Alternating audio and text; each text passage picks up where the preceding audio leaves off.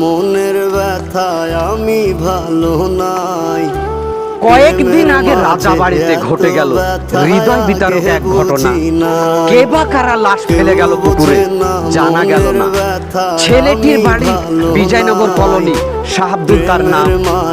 নেশা করত, মাদকের সঙ্গে জড়িত থাকতো, এটাই তাহার কাম। তাই মাদকের যারা খান এখান থেকে শিক্ষা নিয়ে যান। আমি করতাম না রে আপন তো, তাই মাদক যারা খান এখান থেকে শিক্ষা নিয়ে যান।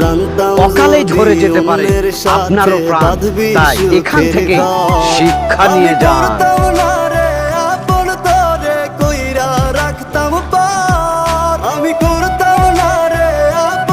কয়েকদিন আগে রাজাবাড়িতে ঘটে গেল হৃদয় বিতারক এক ঘটনা। কে বা কারা পুকুরে লাশ ফেলে গেল জানা গেল না। ছেলেটির বাড়ি বিজয়নগর কলোনি, শাবদুল তাহার নাম। নেশা খেত, মাদকের সঙ্গে জড়িত থাকতো, এটাই তাহার কাম। তাই নেশা যারা খান এখান থেকে শিক্ষা নিয়ে যান। এমনভাবেই ঝরে যেতে পারে অকালে আপনারও প্রাণ।